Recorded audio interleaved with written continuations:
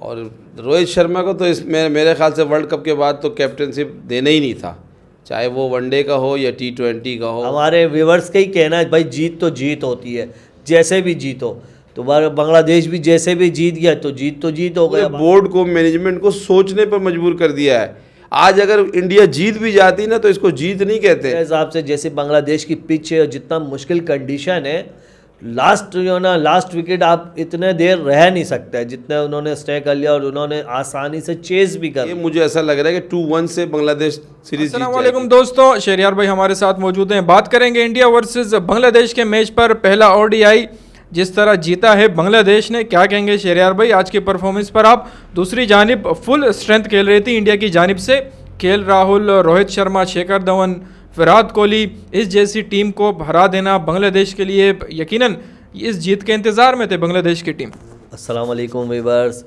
यार मुझे इंडिया की जो ना थिंकिंग बिल्कुल समझ नहीं आ रही है, क्योंकि अब आप देखो कितना अपने खिलाड़ियों को चेंज कर रहा है, किसी दौरे पे किसी को, किसी दौरे पे किसी को, किसी दौरे पे कहीं किसी को क्या। तो यार ये इससे पता है क्या, इससे आपकी टीम जो ना, देखो जब तक जीत मिलती है ना तो आपको अच्छा लग रहा है, लेकिन जहाँ 2-3 सीरीज़ आप बैक टू बैक हारे तो ये चीज़ आपको बहुत खटकेगी, क्योंकि खिलाड़ी सेट नहीं हो पा रहे।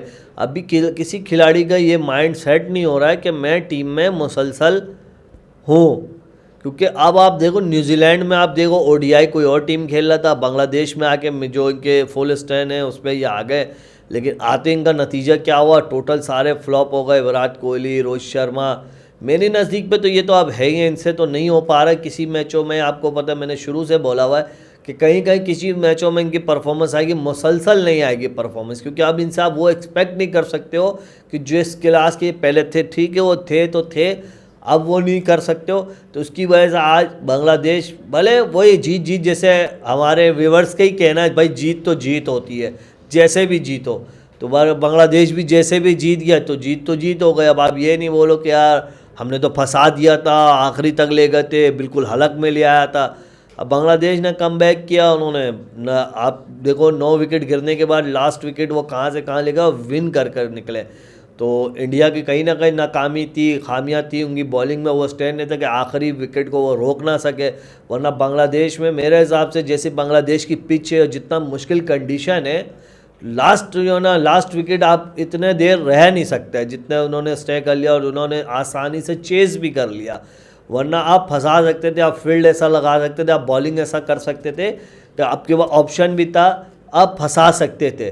बहरहाल बांग्लादेश ने अच्छा कमबैक किया इंडिया के साथ। इंडिया को अब कहीं ना कहीं ये चीज़, अब इंडिया की सोच में अभी 1 साल से पता नहीं उनके मैनेजमेंट ने किसने ऐसा मशवरा दिया हुआ उनको, वो क्या करना चाह रहे हैं कि जो हर खिलाड़ी, हर कोई परेशान है, अंदर से सब परेशान है, क्योंकि कोई साइड नहीं, किसी को नहीं पता कि नेक्स्ट ओवर में कौन जाएगा, ODI में कौन होगा, T20 में, हर किसी को आप रेस्ट के नाम पे। पहले मैं जब से होश संभाला मैंने इंडियन टीम में इतने रेस्ट नहीं देखे खिलाड़ियों को उनके, क्योंकि वो अपने खिलाड़ियों पे देखो काम करते हैं, मेहनत करते हैं, तो उनकी फिटनेस वो इतने रखते, क्योंकि इसी वजह से इंडिया ने तमाम अपने क्रिकेटर को, जितने उनके क्रिकेटर हैं उनको दुनिया के और लीग वगैरह सब चीज़ों से उनको पाबंदी लगाई हुई है कि वो उन्होंने सिर्फ इंडिया की डोमेस्टिक खेलनी है, इंडिया का लीग खेलना है, इंडिया का मैच खेलना है, उसके अलावा और कहीं कोई नहीं खेल सकता। वो इसी वजह से कि खिलाड़ियों के फिटनेस लेवल की वजह से, कहीं हमारा खिलाड़ी कोई इधर उधर खेल के ख़राब ना हो, उसके फिटनेस ख़राब।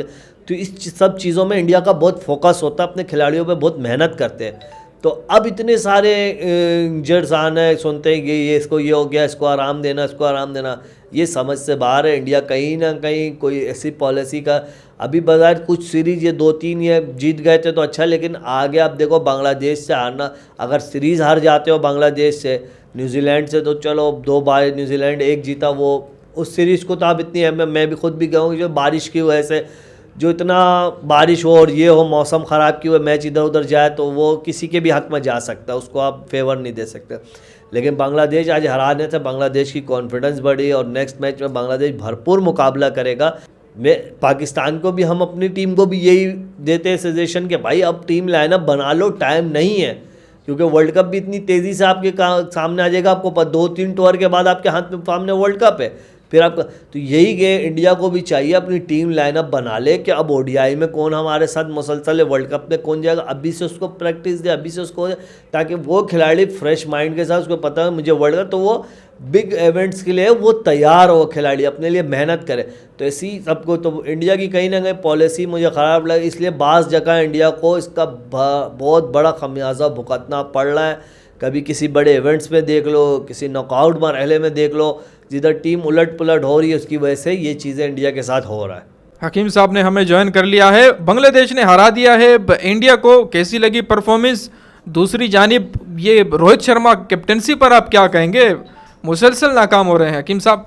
बिस्मिल्लाहिर्रहमानिर्रहीम, अस्सलाम वालेकुम व्यूअर्स। सबसे पहले तो ये कहना है कि बांग्लादेश को मुबारकबाद देता हूँ कि वो भी काफ़ी अरसे बाद मैच विन किए हैं।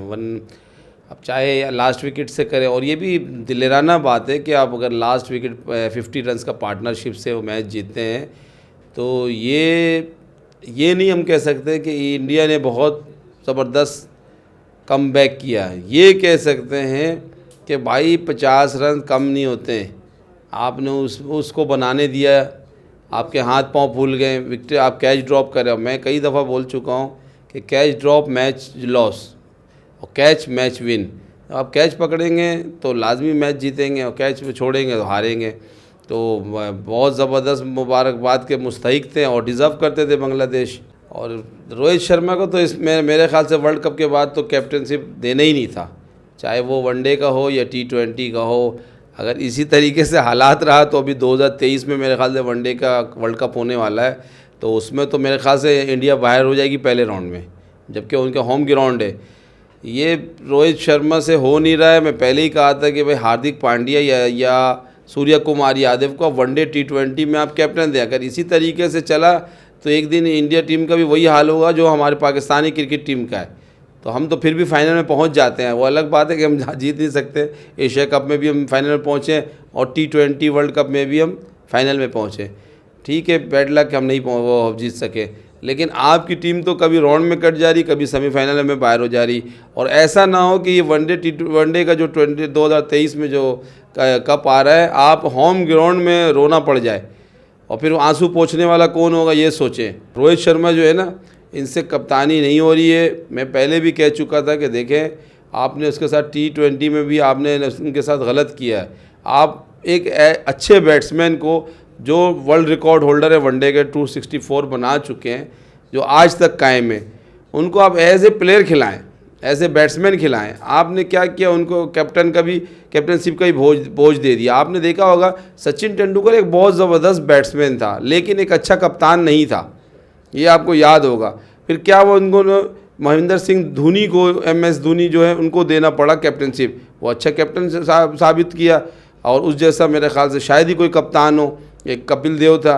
तो कहने का मतलब है कि देखो, जो कप्तान ही अच्छा करता है तो ज़रूरी नहीं कि वो बहुत एक अच्छा बैट्समैन हो। शिखर धवन को तो मेरे हिसाब से अब टीम से ड्रॉप कर देना चाहिए, उनका कोई जगह बनता ही नहीं है, समझ ही में नहीं आता है। इसी तरह के बाकी जो नए लड़के, उन्होंने भी परफॉर्मेंस इसलिए नहीं दे रहे कि उनको दिल में डर लग रहा है कि पता नहीं वो दूसरे मैच में खेलेंगे कि नहीं खेलेंगे। अब आप देखें, वो जो मैच पहला न्यूजीलैंड के ख़िलाफ़ मैच था, तो उसमें तो उन्होंने नए शिखर धवन की टीमों को खिला दिया।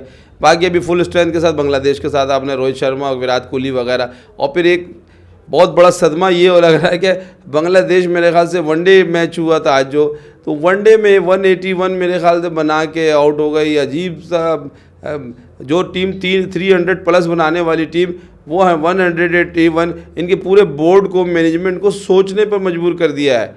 आज अगर इंडिया जीत भी जाती ना, तो इसको जीत नहीं कहते। आप देखें 50 ओवर का मैच है, उसमें पूरी टीम 50 ओवर भी शायद नहीं खेली है। तो ये अगर ये सिंगल डबल भी करते तो शायद 250 क्रॉस कर जाते। लेकिन अगर ऐसा है तो मेरे हिसाब से इंडियन टीम को सोचने पर मजबूर कर दिया है इनके प्लेयर ने। इसमें क्या बचा है, मुझे तो लग रहा है कि अब कहीं हावी ना हो जाए बांग्लादेश, क्योंकि बांग्लादेश को सिर्फ वो एक जीत की तलाश थी और वो मैच वो जीत गए। तो ये मुझे ऐसा लग रहा है कि 2-1 से बांग्लादेश सीरीज़ जीत जाएगी।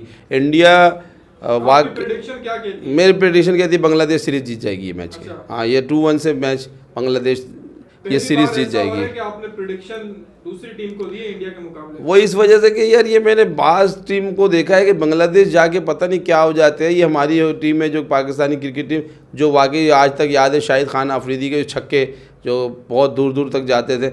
लेकिन इंडियन टीम को देखा है कि वो वहाँ जाके पता नहीं बिल्कुल एकदम मायूस नाउमीद सा हो जाते हैं, या खेल नहीं सकते हैं, या ऐसा लगता है कि उनके ऊपर कोई पढ़ के कुछ कर दिया है, क्या कर दिया, वो खेल नहीं पा रहे जो खेलना उनको चाहिए। जादू करते हैं क्या? बांग्लादेशी जादू करते हैं, इसके बारे में तो मैं कुछ नहीं कह सकता। वही जुमला है व्हाट कैन आई से, तो मैं ये कह नहीं सकता। लेकिन इंडियन टीम को मैंने देखा है कि वो बांग्लादेश में जाके नहीं खेल पाते हैं। इसका क्या रीज़न है ये ख़ुद तलाश करें।